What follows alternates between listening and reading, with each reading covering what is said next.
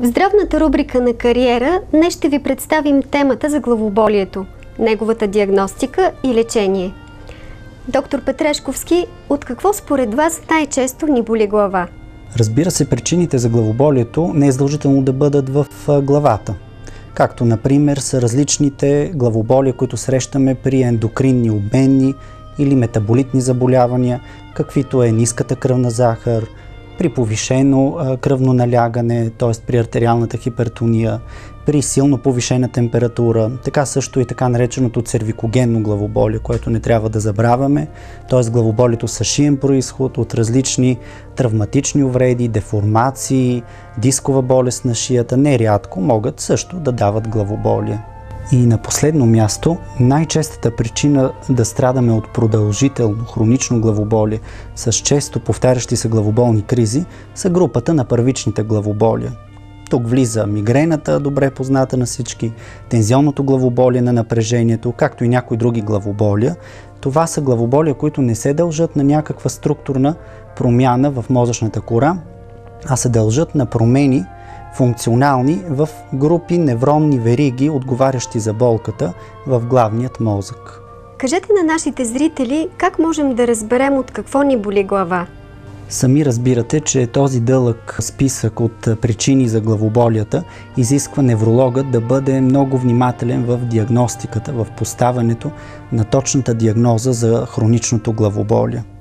Затова в практиката често пъти ние невролозите се обръщаме не само към подробната и добра анамнеза, която е задължителна, но така също и към различни изследвания, но и за колаборация с други специалисти, като например очен лекар, ако имаме съмнение за повишено вътреочно налягане, към специалист уши, нос, гърло, дори ако трябва да отхвърлиме синузит. Диагностичните методи се определят от невролога в зависимост от анамнезата и от находката при прегледа.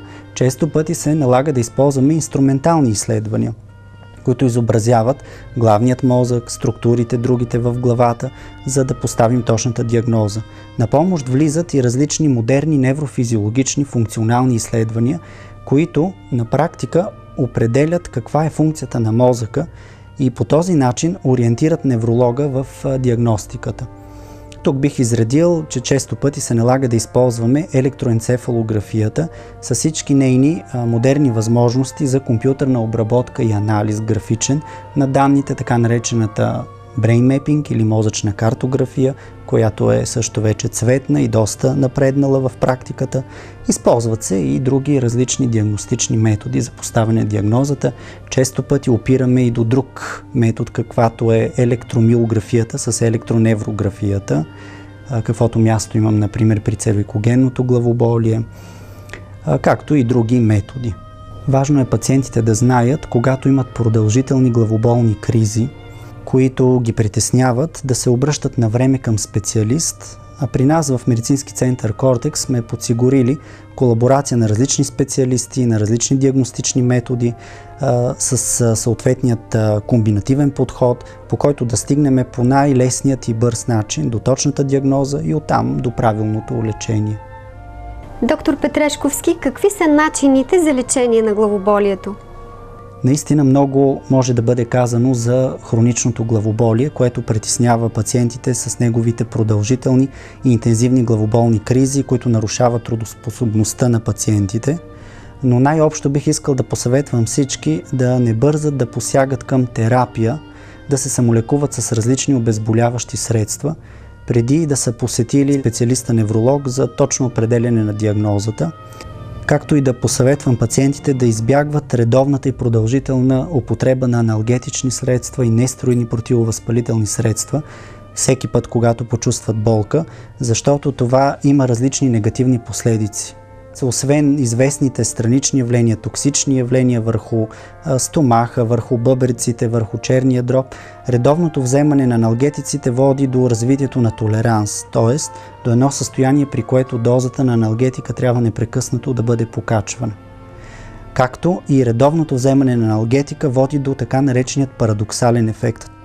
Това представлява изчерпване на обезболяващият ефект на аналгетика, което е едно много неприятно, фрустриращо състояние и за нас лекарите, тъй като такъв пациент с такова продължително главоболие става много труден после за лечение.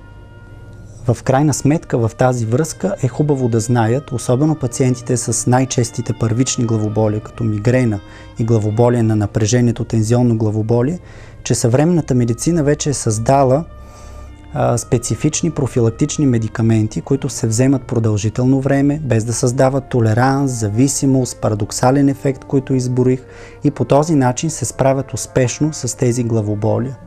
Тоест решение за това вече има. Също така би ги посъветвал да ползват и възможностите на физиотерапевтичната медицина, които не са малко и които далеч не се ограничават само в цервикогенното шинното главоболие, което при това е и дори по-рядко срещано в практиката от другите видове главоболия. При нас в медицински център Кортекс всички тези подходи ги следваме внимателно и се стараем, където е възможно и нужно, да включваме една комбинативна, комплексна терапия, която да бъде съобразена и с физиотерапевтични методи, и със съответните медикаментозни средства по правилното им предназначение след внимателна оценка. Доктор Петрешковски, какво бихте казали в заключение по темата за главоболието? В заключение може да се каже, че най-важното е първо да бъде поставена правилна диагноза на главоболието, след което да бъде определена правилна терапевтична схема на лечение, за да може да има постигане на резултати. Всичко това, мисля, е добре организирано при нас в медицински център Кортекс.